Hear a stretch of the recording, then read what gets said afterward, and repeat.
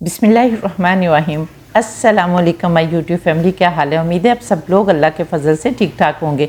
मैं हूं मुस्कान खान और मैं आप सब लोगों को अपने चैनल मुस्कान डेली कुकिंग पर वेलकम करती हूं। बरसात का मौसम है और बरसात के मौसम की मुनासबत से आज मैं आप लोगों के लिए बहुत ही यूनिक और ज़बरदस्त रेसिपी लेकर आई हूं।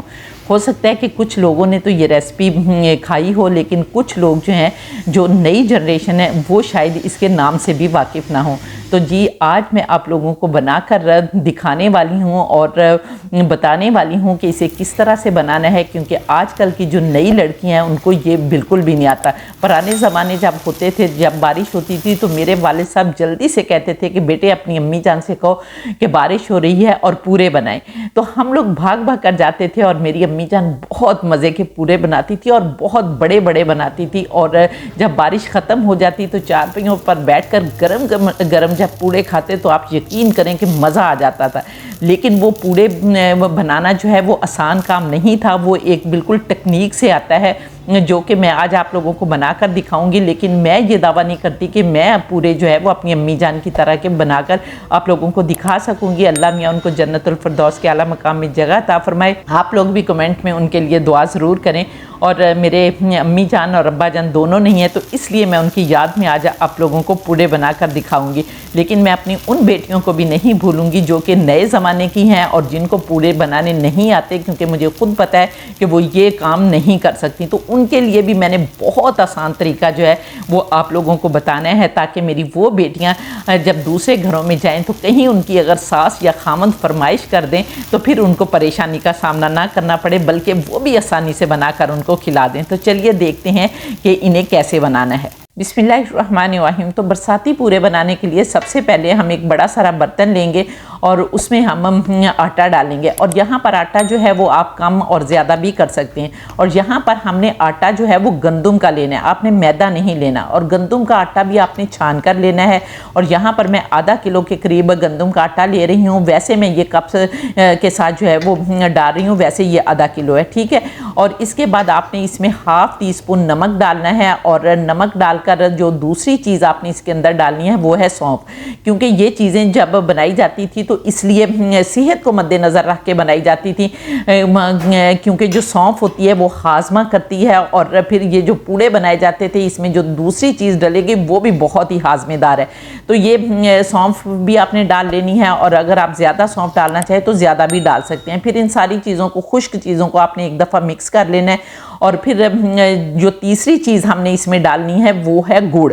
यहाँ पर देखें, गुड़ से ही इसका मज़ा आएगा। आप लोगों ने चीनी नहीं डालनी। और गुड़ जो है वो भी आपने सफ़ेद गुड़ नहीं डालना, क्योंकि उसमें केमिकल होते हैं। आपने कोशिश करनी है कि जितना ब्लैक गुड़ होगा उतना ही आपने डालना है। लेकिन यहाँ पर जो गुड़ आपको नज़र आ रहा है ये इतना ब्लैक नहीं था, लेकिन बरसात की वजह से ये और ज़्यादा पड़ा पड़ा ब्लैक हो गया है। यहाँ पर आपने 125 ग्राम जो है वो गुड़ डालना है। आधा किलो आटा था, 125 ग्राम आपने गुड़ डालना है। लेकिन अगर आप थोड़ा सा ज़्यादा मीठा खाना चाहते हैं तो आप ज़्यादा गुड़ जो है वो 1-2 चम्मच और भी डाल सकते हैं। अब ये गुड़ है तो जल्दी से हल नहीं होगा, इसलिए हम जल्दी से इसको कूंडी डंडे में कूट लेते हैं। यहाँ पर हम सारे गुड़ को अच्छी तरह से कूट लेंगे।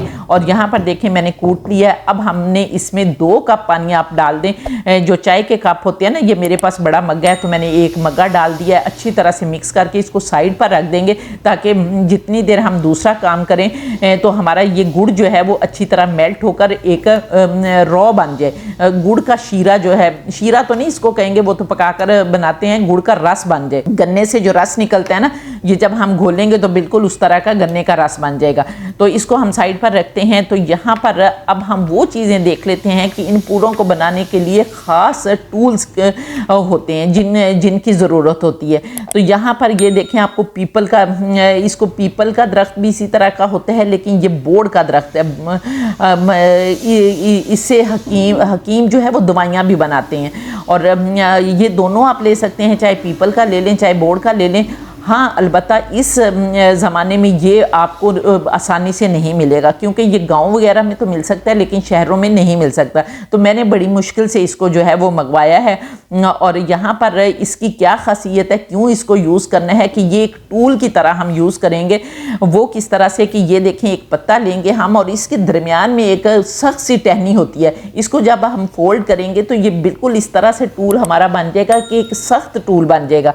आपने देखा होगा कि चाइनीज़ खाने जो होते हैं उनमें भी किसी चीज़ को फैलाने के लिए वो टूल इस्तेमाल करते हैं, तो वो इसी तरह का टूल होता है। ये वाला हम पत्ता ले लेंगे। लेकिन अगर आप लोगों के पास ये पत्ता नहीं है तो आपने परेशान नहीं होना, कोई मसला नहीं है, मैं आपको इसका अल्टरनेटिव भी बता दूंगी। अब देखें, शहरों में अगर किसी के पास पत्ता नहीं है, ये बाहर के ममालिक जो कि बाहर के कंट्रीज़ चूँकि मुझे बहुत ज़्यादा देखते हैं अल्हम्दुलिल्लाह, तो हमने क्या करना है कि एक गत्ता ले लेना है। यहाँ पर देखें, ये मेरे पास सख्त गत्ता लेना है। ये डिब्बा था, इसका सख्त गत्ता था, मैंने इस डिब्बे में से एक गत्ता ले लिया। या फिर आपके पास कोई कॉपी है, बच्चों की कॉपियाँ तो होती हैं, उसका अगर गत्ता सख्त है तो वो ले लें।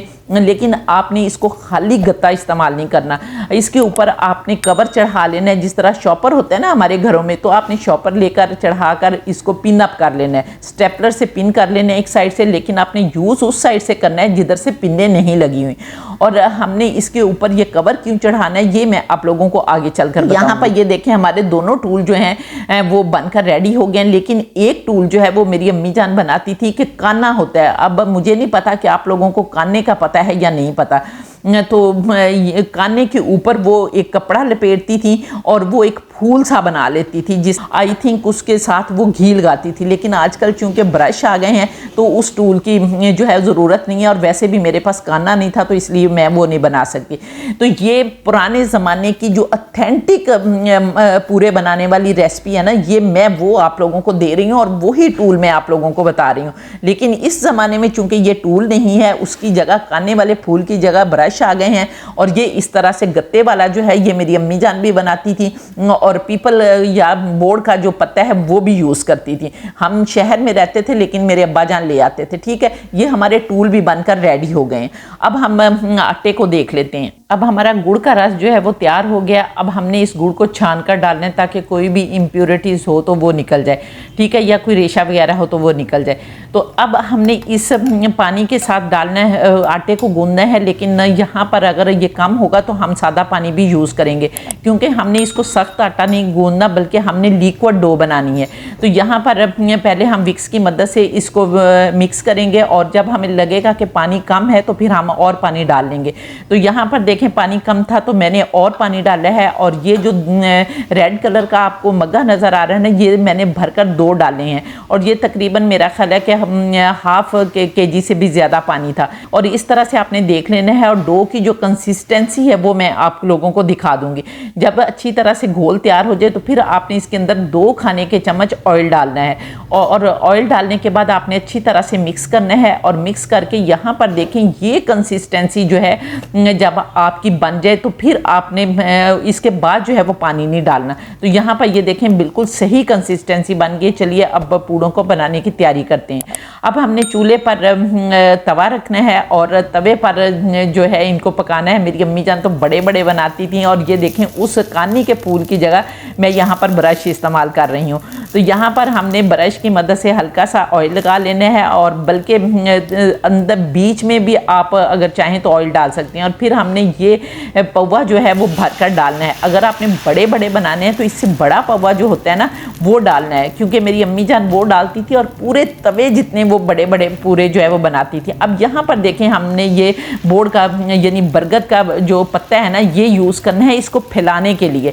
इसकी अफादियत क्या होगी कि मैंने आपको पहले भी बताया कि हकीम लोग इसको दवाइयों में इस्तेमाल करते थे, तो सेहत के पॉइंट ऑफ व्यू से ये बहुत अच्छा होता है, तो इसलिए इसको यूज़ किया जाता था फैलाने के लिए। यहाँ पर फैलाकर हमने बड़ा कर लेना है, और इतना करना है कि ये बारीक बारीक बनते हैं, बहुत मोटे पूड़े नहीं बनाने आपने, वो पराठा बन जाएगा। तो हमने पूड़े बनाने हैं, तो इसके अंदर चूँकि गुड़ है तो ये तवे के साथ चिमटेंगे, इसलिए बहुत मुश्किल से जो है होते हैं। क्योंकि मैं बहुत छोटी थी इसलिए मुझे नहीं पता कि अम्मी जान के कभी तवे के साथ नहीं लगे थे, वो बहुत बड़े बड़े बनाती थी और फटाफट से वो बनाती जाती थी। तो यहाँ पर जब एक साइड से ये देखे पक गया है तो फिर हमने किसी भी चम्मच की मदद से इसको हल्का हल्का जो है वो उखेड़ लेना है, और उखेड़ने के बाद अब हमने इसको पलट लेना है। तो यहाँ पर देखें मैंने पलट लिया है, और पलटने के बाद भी आपने 3-4 मिनट इसको पकाना है, और फिर नीचे से देख लेना है स्पैचुला की मदद से कि पक गया है, तो फिर हमने निकाल लेना है। तो यहाँ पर हमने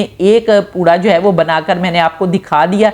अब हम दूसरा पूड़ा बनाएंगे। इसी तरह से हम ऑयल लगाएंगे, और ऑयल लगाकर ये देखें फिर गत्ते के साथ, अगर अब आपके पास पीपल का या बरगद का नहीं है पत्ता, तो फिर वो जो गत्ता हमने बनाया है ना, वो उसके साथ हम इसको चौड़ा करेंगे। और इसके ऊपर मैंने पन्ना आपको क्यों चढ़ाने के लिए कहा कि अगर हम सिर्फ डायरेक्ट करेंगे गत्ते से इसको फैलाएंगे तो आटा चूँकि जो है वो गीला है, तो हमारा गत्ता जो है वो टूट जाना था। तो इसलिए अगर आप इसके ऊपर प्लास्टिक का कवर चढ़ा लेंगे तो आपका गत्ता बिल्कुल भी नहीं टूटेगा, चाहे आप 100 पूड़े बना लें। क्योंकि मैंने ये बांटे हैं बनाकर, तो इसलिए मैंने बहुत ज़्यादा बनाने थे, तो इसलिए मैंने ये सारे टूल भी आपको बता दिए कि किस तरह से आपने बनाने, और इस तरह से फिर आपने जो है वो पलट लेना है। तो यहाँ पर देखें मैंने पत्ते का इस्तेमाल भी आपको बता दिया और गत्ते का इस्तेमाल भी बता दिया। अब मैं अपनी उन बेटियों के लिए जो ये इस तरह ये सारे काम नहीं कर सकती, ना ही ये टूल इस्तेमाल कर सकती हैं, लेकिन पूरे भी उन्होंने बना के देने हैं अगर फरमाइश आ गई, तो फिर आपने क्या करना है कि फ्राई पैन तो हर घर में होता है, तो नॉन स्टिक फ्राई पैन ले लेना है आपने। वो आप छोटा ले लें, बड़ा ले लें, ये आपकी मर्ज़ी पर डिपेंड करता है। जो भी फ्राई पैन आप ले लें, आपने ब्रश की मदद से उसको ऑयल लगाना है। ऑयल लगाने के बाद यही लिक्विड बैटर, जिस तरह हम पराठे भी बनाते हैं ना लिक्विड बैटर से, इसी तरह आपने ये एक पौवा सा जो है ये भरकर लेना है, और बल्कि ये वाला जो पौवा है ना, इससे थोड़ा आपने कम लेना है, ताकि हमारा वो जो पूरा है वो मोटा ना बने। क्योंकि पूरा जो है वो हमने बारीक ही बनाना है, और इस तरह डालने के बाद आपने घुमा देना है, और पूरे फ्राई पैन में ये खुद से ही बैटर जो है वो फैल जाएगा।